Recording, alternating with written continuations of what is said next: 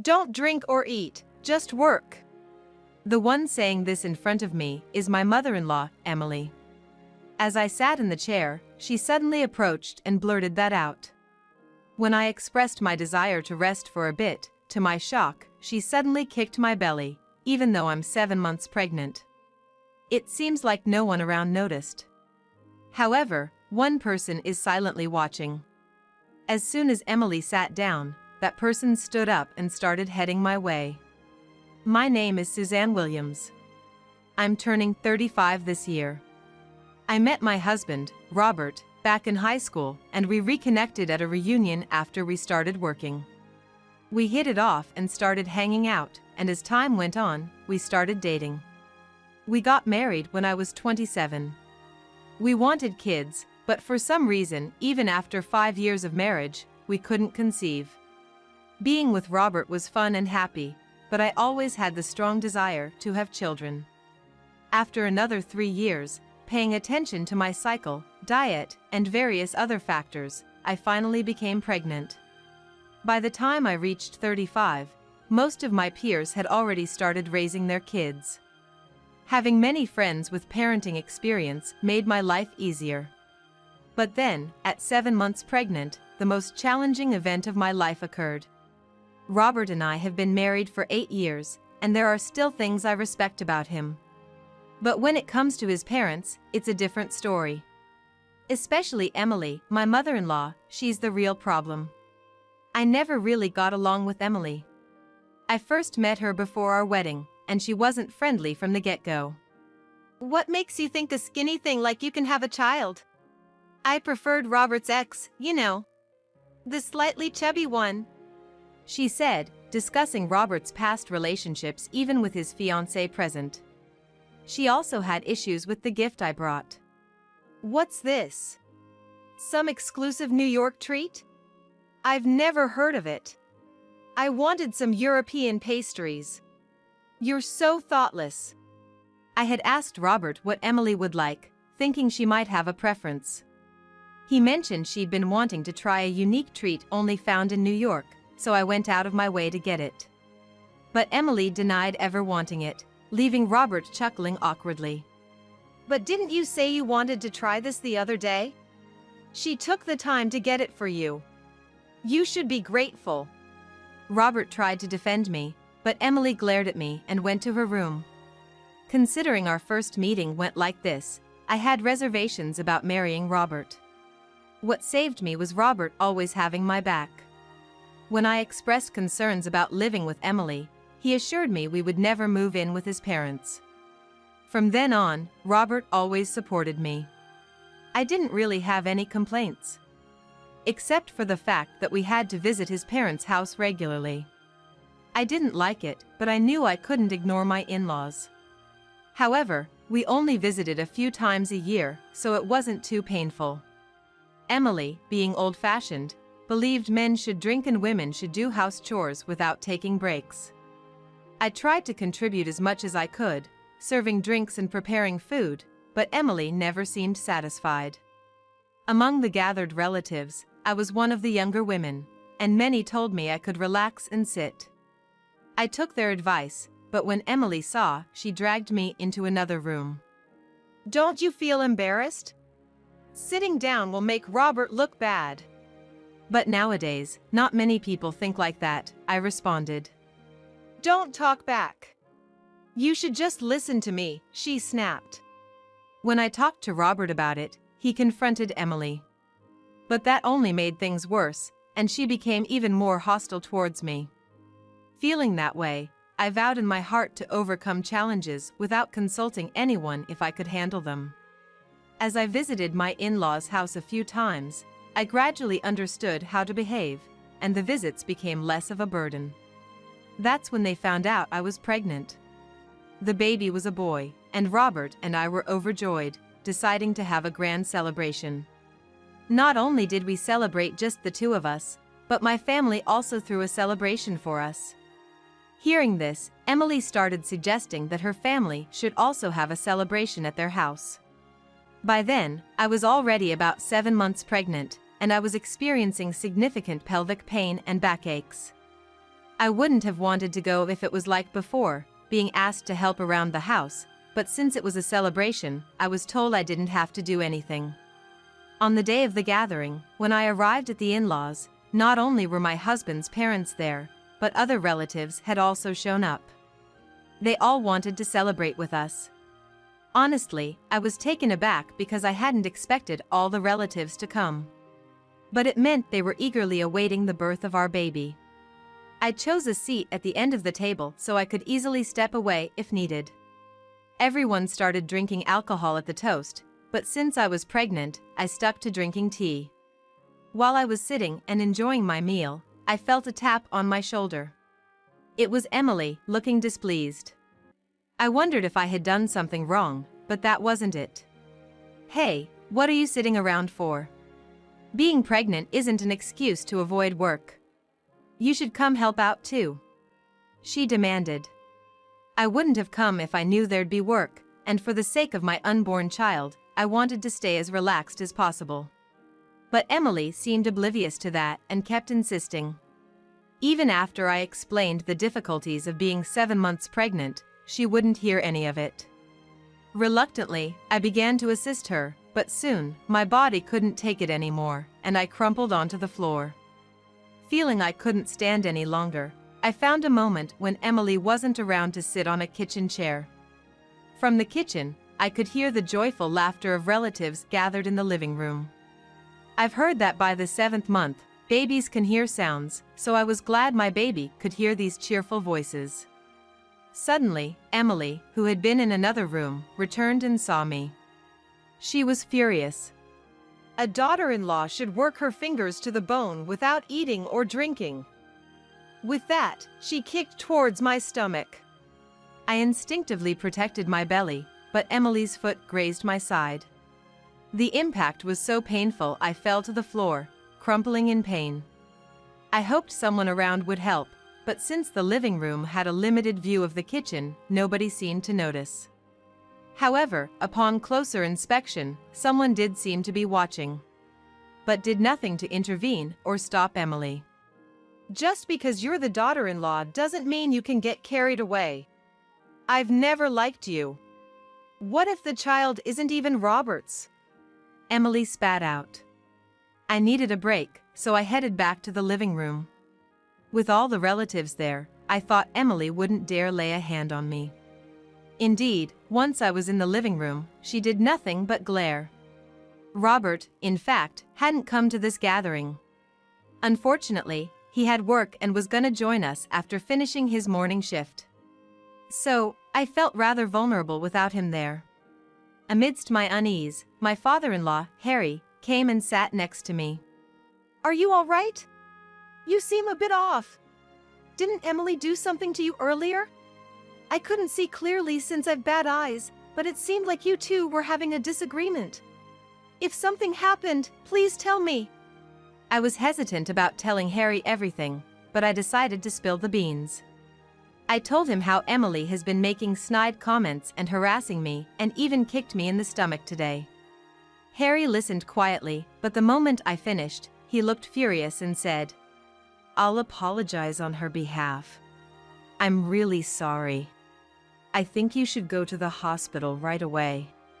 Robert's gonna be here soon, so have him drive you." A quietly angry Harry was really scary. He was always a man of few words. Maybe it's folks like him that you should be afraid of when they get mad. I left the rest to Harry and waited in the living room for Robert. But once Emily finished her chores, she came into the living room and tried to sit in front of me. That's when Harry stood up, walked over to her, and poured his drink all over her. Everyone around, including the relatives, were shocked and started murmuring. "What the heck, Harry? Is this alcohol? Why would you do that? Aren't wives supposed to work without eating or drinking? Aren't you a wife too?" Hearing this, the relatives began to whisper amongst themselves. "What does he mean, wives should work without eating or drinking? I've never heard such a thing. And we've never imposed such a rule. You said that to Suzanne, didn't you? She told me earlier." Hearing Harry's words, the relatives looked at each other in shock. Who even says that kind of thing nowadays? This isn't true. What's not true? Do you even realize what you did? Kicking a pregnant woman in the stomach? The relatives became even more alarmed at this revelation. What? She kicked Suzanne's stomach? But Suzanne is pregnant, right? That's unbelievable. Seeing her actions exposed in front of everyone, Emily started to panic and began making excuses. No, that's not true. I didn't kick her, it was just a slight bump. Suzanne's lying to frame me. Don't believe her. However, it seemed everyone was on my side. They stood in front of me, shielding me from Emily. As the argument continued, we heard Robert's voice from the entrance. Seems quiet today. Saying that as he walked into the living room, Robert seemed to be struggling to comprehend the scene unfolding before him. He stopped talking and just stared in our direction. What happened? Turns out, Emily supposedly kicked Suzanne in the stomach. She's denying it though. What? She knows Suzanne's pregnant, right? What was she thinking? Relax, Robert. I'm fine, and the baby's moving as usual. I'm gonna get checked at the hospital later, so it's okay. Although I reassured everyone, I was honestly quite worried. My baby seemed fine, and I felt okay except for some rib pain. I believe a checkup at the hospital will confirm that everything's alright. However, I might need to reconsider my relationship with Emily moving forward. As Emily continued making excuses, both Robert and Harry supported me. Emily is making excuses, but Robert is on my side. Harry is also taking care of me, who is pregnant. I'm totally on Suzanne's side. You are too, right, Dad? Yes. Suzanne's carrying our grandchild. What was Emily thinking? Suzanne, you should go to the hospital as soon as possible. First off, it seemed that no one trusted Emily. Emily was being ganged up on by relatives.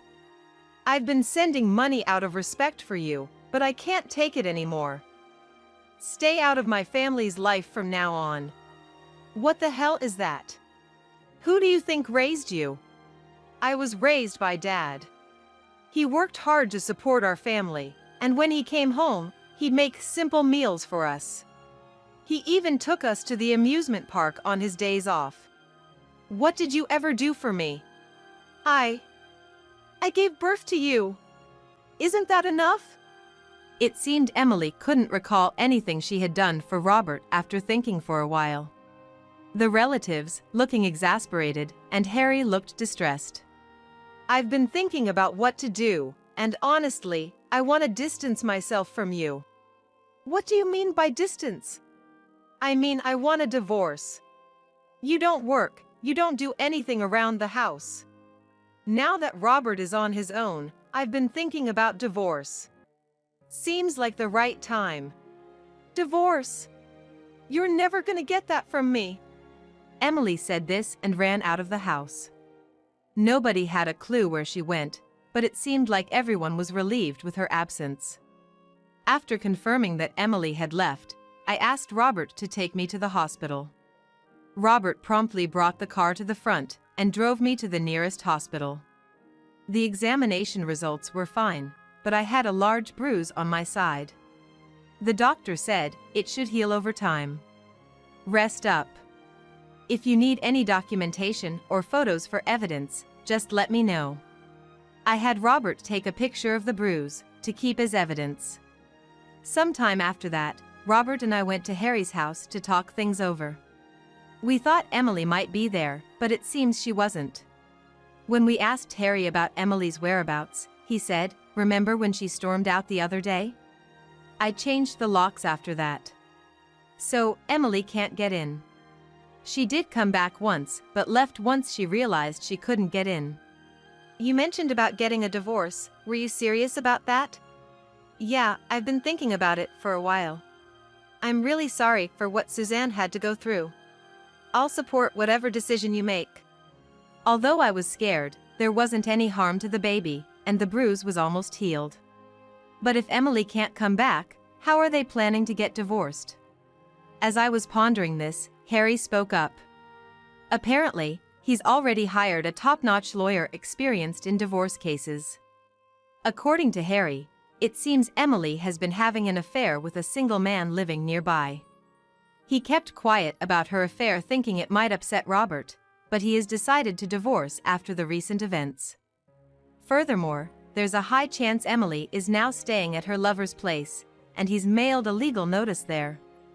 It should arrive soon, but who knows what will happen. The initial plan for this discussion was to keep Emily away, but if they're getting divorced, maybe it's fine if we visit Harry's house. At that moment, I remembered how Harry protected me when Emily kicked me and made a proposal. Why don't you come live with us? We had previously said we never wanted to live together, so both Robert and Harry looked at me in shock. I wasn't even sure why I'd made such a suggestion. But I felt gratitude towards Harry for helping me. Harry had bad knees, and living alone would be tough. Sending him to a nursing home didn't feel right either. So I thought living with us would be the best solution. And with Harry, living together might even be fun. At first, Harry was reluctant, but after several discussions, he agreed. So it was decided, we'd sell Harry's house and have him move in with us. You never know when Emily might come storming in, and if she's served with divorce papers, she might lash out. So we decided Robert should take some time off from work to focus on the move. A few days after Harry successfully moved, I received a call from Emily, yelling, asking where Harry had gone. Apparently, Emily had broken a window and entered the house, not knowing how to turn off the blaring alarm. However, the family had already sold the house, and new people lived there, so Emily was trespassing. Just as I thought she'd done something outrageous, Emily let out a small scream. While still on the phone, I could hear police sirens in the background, and shortly after, a voice from an officer, and then the call cut off. Emily ended up being arrested for breaking and entering, so I went to visit her with Harry and a lawyer. She seemed surprised to see both me and the lawyer, expecting only Harry, but quickly composed herself. Suzanne, what are you doing here? I don't want anything to do with you. I don't want anything to do with you either. That's why I want a divorce. That's why I brought the attorney today. I've told you, I'm not getting a divorce. I'll never do it. Regardless of Emily's pleas, she and Harry eventually divorced. Emily was quite a handful, even causing a scene at the police station and had to be restrained. While Harry felt pity for Emily and didn't demand alimony from her. I feel so bad letting you pay. Nah, I'll be relying on you too from now on, so let me do this for you. Plus, I'm so grateful you agreed to live with me. I might even get to see my grandkids soon. I'm a lucky man. During dinner, Harry, moved by emotion, started to cry. Seeing him, both Robert and I also began to cry, earning us some odd looks from the restaurant staff, a memory we all cherish. A few months later, I safely gave birth to a baby boy. Both mother and child were healthy, and it was said to be one of the smoothest deliveries. Perhaps the breathing techniques and mindset a friend had taught me during pregnancy played a role. The baby was so tiny, I felt that if I took my eyes off him for a second, he'd disappear. While it was primarily my responsibility to care for our son, both Robert and Harry said they'd help out in any way they could. True to his word, Robert would do chores like grocery shopping and cleaning dishes when he got home, and Harry would look after the baby.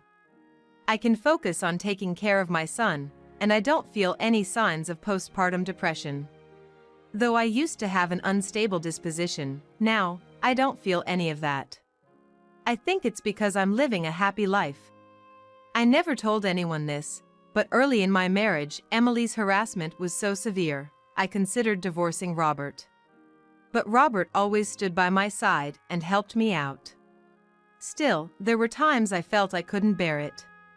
Now, though, I feel fortunate about my relationships and am glad I didn't divorce. Emily, though mean and unpleasant, is someone we won't have to deal with anymore. She was given probation but kept shoplifting because she was out of money. Unable to pay bail, she ended up in prison. I wouldn't say money is everything, but seeing Emily's situation, it feels like without money, happiness is hard to come by. So, I'm careful not to splurge unnecessarily and want to spend on my son as much as I can. I can't work right now, but soon, I'm gonna start a part-time job and save up for my son's future. A lot happened during my pregnancy, but when I think about it, it's all part of my life journey, and I cherish it.